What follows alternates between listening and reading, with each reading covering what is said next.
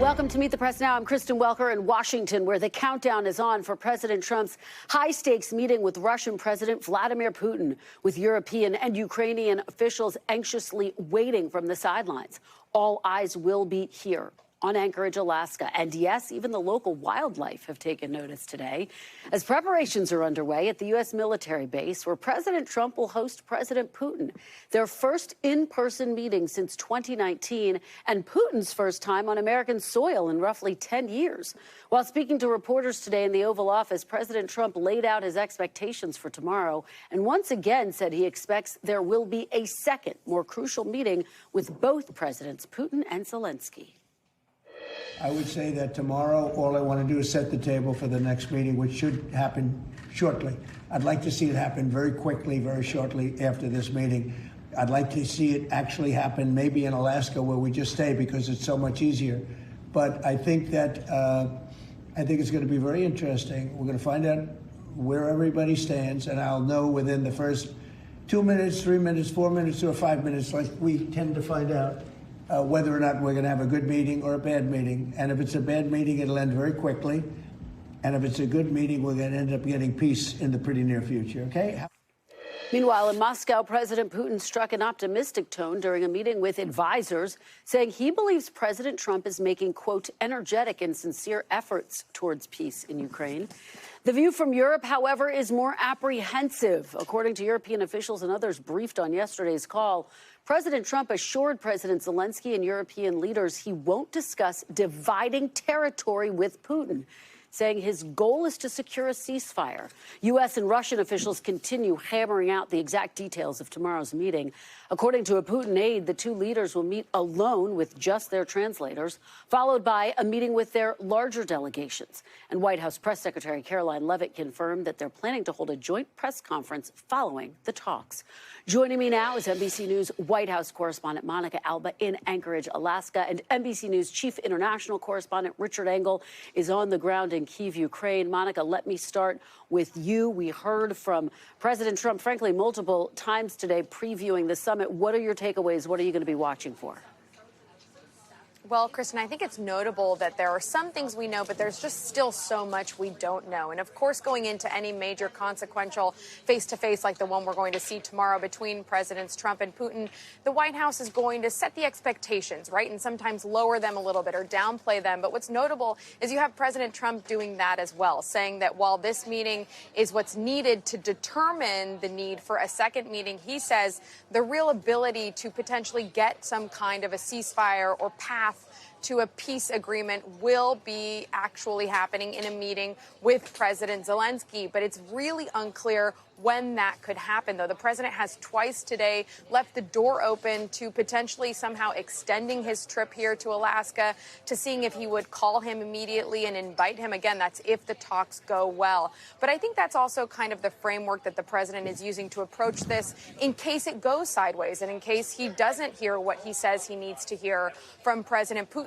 And then that kind of delays and punts this to another phase to see if then those leaders could come back to the table. But President Putin hasn't said he's willing to meet with President Zelensky yet. That has been the key question as this meeting was set up. And remember, it's come together so last minute, but we do know some details in terms of the fact that the two are going to be face-to-face on their own with translators, as we understand it, for some time tomorrow. Then there will be a larger meeting with both delegations. And then there's this question of the press conference. The White House had said there would be a joint press conference, but the president said he intends to take questions from reporters either way, but whether he will be shoulder to shoulder with President Putin, he says, depends on how those talks go initially tomorrow. Kristen. And Monica, I know you've been working your sources on this, and one of the big questions is, will President Trump walk into that bilateral meeting with some type of sweetener, some offering to President Putin? And there's this question about Ukraine's and the United States rare earth minerals. Our Gabe Gutierrez asked him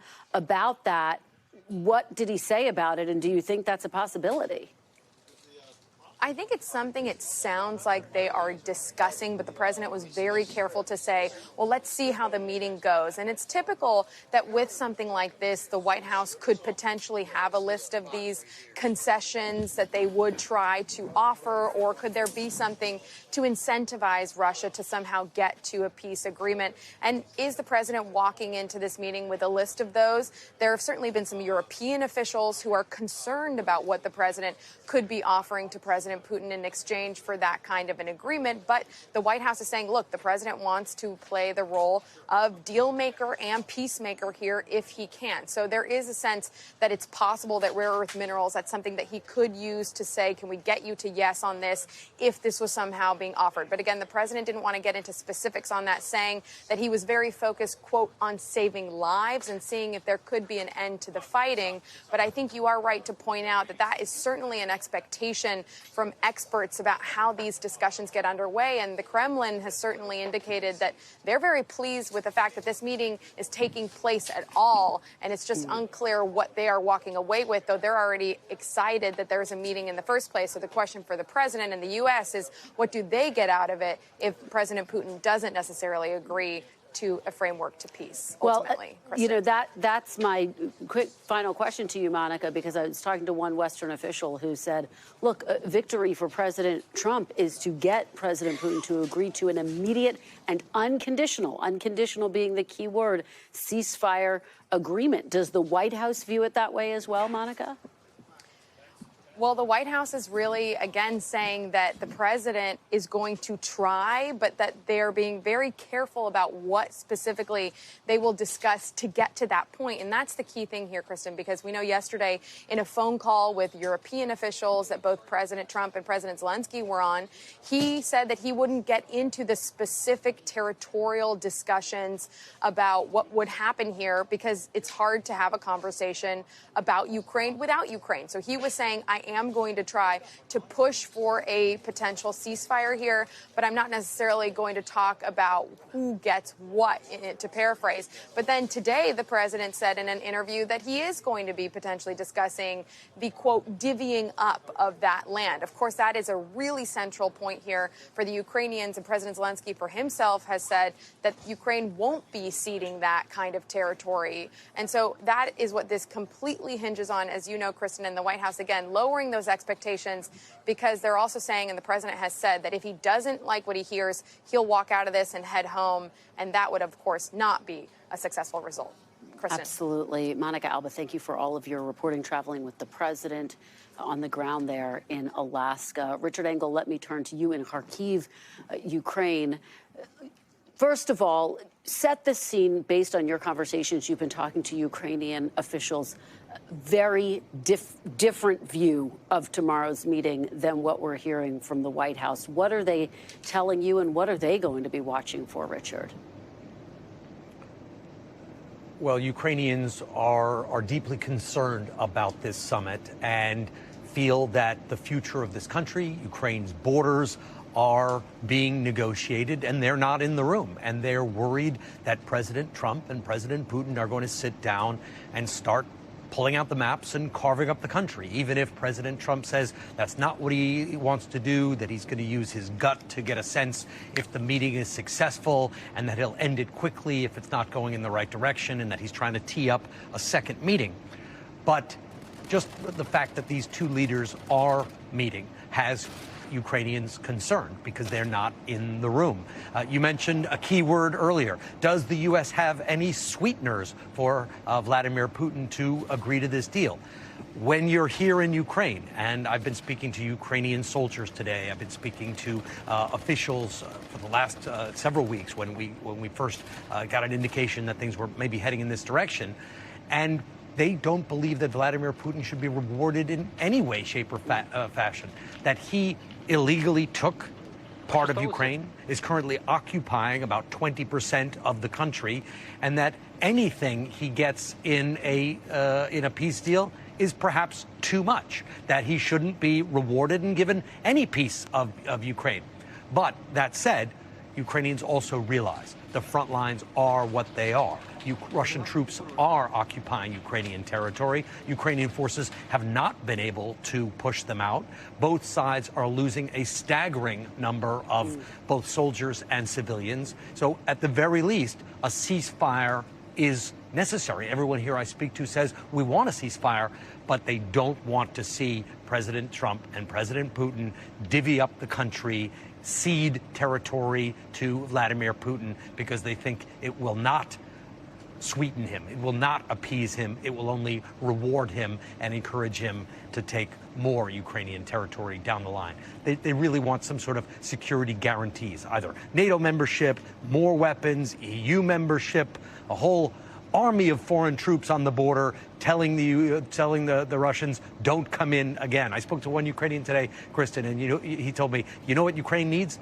It needs a wall, it needs a moat, and to fill it with crocodiles. That will make us feel safe so that the Ukrainians don't come back, so that the Russians don't come crossing over the border again. That very clearly lays out just how vulnerable they feel and how much they want security agreements as a part of any final deal, Richard. And I think you speak to the critical point here. There is still a war going on. People are still dying every single day. Bring us up to speed in that regard. What is the latest in the status of the fighting? We know that Russia had suffered some setbacks, and yet now they've been able to retool. What is the very latest? So Russia has been sending more troops into Ukraine, according to a local commander I spoke to earlier. This is now, by and large, a drone war. It began as something that looked 3.5 years ago like World War I or World War II. Imagine those miles and miles of trenches and barbed wire and tanks. And when this first began with the frozen terrain, I and many others thought this would become a massive tank battle, and it looked like that in the early days. It was the largest ground invasion when Russian troops invaded Ukraine since World War II. But it has changed dramatically since then. You barely see armored vehicles anymore. You barely see soldiers anymore on either side. They are hiding. They hide in cellars. They hide in bunkers, and they operate drones. And these drones are up in the sky all the time. I was looking today at a live drone feed from a hidden Ukrainian position that showed all of the Russian drones in the area, and there were quite a few of them. And that is the concern, that there's always these drones in the air. They can explode. They can be kamikaze drones, or they can drop bombs. And it's a game of sort of hide and seek that both sides are playing along the front line. The Ukrainians and the Russians don't want to be obvious anymore. If you're driving around in a big armored vehicle or a tank, you're a potential target. So instead, tiny units are hiding in houses, they're hiding in cellars, they're hiding in the forest, they're operating drones, they're looking for opportunities to attack their enemies, and they're taking them, and it is an extraordinarily lethal conflict. Well, you are there to watch it all unfold. Thank you for your extraordinary reporting, as always, Richard Engel. Please be safe, and we will, of course, hope to have you back tomorrow, because tomorrow will be the historic day. Thank you for joining us, Richard. Looking forward to it. Joining me now is former UN Ambassador John Bolton. He also served as President Trump's national security advisor during his first term. Ambassador Bolton, thank you so much for joining me. I really appreciate it. Glad to be with you. Well, it's wonderful to have you and your perspective on the eve of this historic summit between President Trump and President Putin. What will you be watching for tomorrow? Well, I think the main question is whether Vladimir Putin can apply his KGB training to bring Donald Trump back into the bubble that he and Vladimir are good friends. That's been the way that Putin has very successfully been able to influence President Trump during his first term and during the first 6 months of this term. I think he lost it a little bit. I think he intentionally or unintentionally pushed Trump out of his comfort zone. And he's using this summit, which was his idea and put together very quickly, to try and bring the two of them back together, not just on Ukraine, but on the bigger picture of U.S.-Russian relations. And whether there's an outcome in that direction or not will tell us whether or not Putin has succeeded. Well, you know, I was talking to some Western officials, Ambassador Bolton, and they said a victory for President Trump tomorrow will be if he can secure an unconditional and immediate ceasefire agreement from Putin. But if a ceasefire agreement comes with any conditions or there's no ceasefire agreement at all, that's a victory for President Putin. Is that how you see it? Well, I guess I'd say two things there. I'm told that the White House and the president in particular is already saying he doesn't think there's going to be a ceasefire coming out of the meeting as part of the continual lowering of expectations.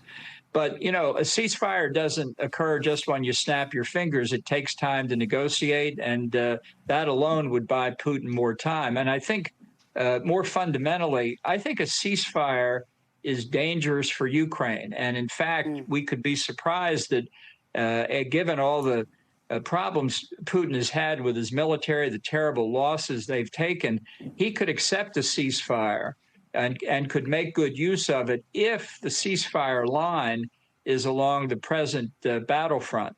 Because the longer that ceasefire lasts with that line in place, the more likely it becomes the new Russian-Ukrainian border, which would be a substantial win diplomatically for Putin.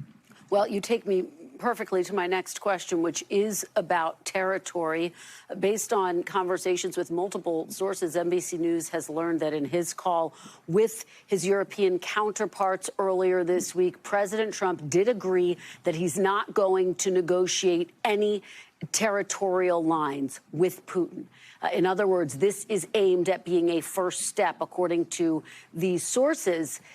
Do you think that this could potentially be a slippery slope, though? How risky is a conversation like this? Because if President Putin wants to raise the issue of the territory that he's illegally claimed that he wants to hold on to, he will do it, won't he? Absolutely. And diplomats have a way of avoiding negotiations. They call it, we're just having an exchange of views. So Putin and Trump can easily just exchange a few views on what the new territorial makeup in Ukraine will be. And I think there's an underlying point here that escapes all of us sometime. These are not just land swaps. These are potentially people swaps. People are going to be consigned under some versions of this agreement to live under Putin's authoritarian regime as part of Russia, which they may not like. So it's not just casually one block on Manhattan compared to another block on Manhattan. People could be put under an authoritarian government, or they might decide they're going to leave. You could have very substantial refugee flows coming out of territory the Russians hold if it looks like that hold is going to be made more permanent. The other piece of this is that there is reporting around the idea that President Putin may want to interject other subjects, like the New START treaty, for example, which Russia pulled out of several years ago.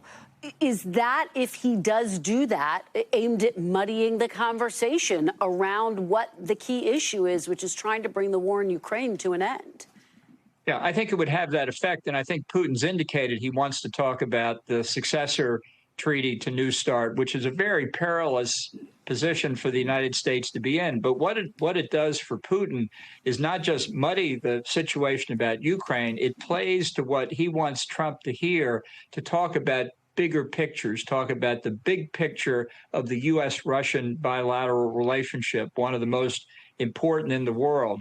Arms control, economic arrangements, all things that will attract Trump's attention because they're high-profile issues that will get a lot of attention if he and Vladimir Putin, maybe now his friend Vladimir Putin again, are talking about and resolving over the heads of everybody else. I think that would appeal to Trump. I think that's right down Putin's alley. Well, and just thinking about that one-on-one interaction with Trump and Putin, I want to play you something that Secretary Rubio had to say and get your reaction on the other side. As the president said, his hope is to interact with Mr. Putin tomorrow and sort of get a sense very quickly and early whether a peace is possible or not. The president's spoken to him, I believe, 4 times by phone. I felt it was important to now speak to him in person and look him in the eye and figure out what was possible and what isn't. Mr. Ambassador, you have met with Putin. You've looked him in the eye. What is that like, and what did you learn about how Putin may be approaching tomorrow? Right. Well, I first met Putin when I accompanied Don Rumsfeld to Moscow about 6 weeks after 9/11. And I found Putin at that time, only a year and a half as president, to be fully in command of all the issues we talked about, and one of the most cold-blooded people I'd ever met. And I don't think that's changed at all. Putin knows exactly what he thinks Russia's national interests are. He's very, very knowledgeable, deeply invested in his version of Russian-Ukrainian history, and he knows exactly what outcome he wants. And that requires working Donald Trump into the right frame of mind. I don't think Trump's going to be prepared. I think he said, as he has before, exactly what his view of negotiations is. He'll know in 2 minutes if it's going to work out. And that shows just about how well prepared he is. Well, he's also, as you say, he's been downplaying chances for anything significant coming out of tomorrow. But he has said he wants to have a second meeting, a follow-up meeting that includes President Zelensky, which, of course, European leaders have said that any real agreement has to include President Zelensky. He says he would like for it to happen in Alaska. Realistically speaking, is that possible? Could a follow-up meeting happen within the next week or so? What are you watching for there? Well, I don't think it's going to happen in Alaska. It's just not feasible. And this is where the slowdown begins. When you're now trying to put three people together, it gets harder. It won't happen immediately. I don't think Vladimir Putin fears Volodymyr Zelensky. I think at some point that will happen. But ironically, this sounds like what often happens in State Department negotiations, where people say, our meeting was a great success. We've agreed to another meeting. And is that what you're expecting to come from this, that there may be another meeting? I think that's likely, and they could announce another great breakthrough. They're going to begin strategic arms talks immediately. And maybe Steve Witkoff will be our negotiator for that, too. All right. Ambassador John Bolton, thank you so much for joining us and for your perspective today. We really appreciate it. Thanks for having me. We thank you for watching. And remember, stay updated on breaking news and top stories on the NBC News app or watch live on our YouTube channel.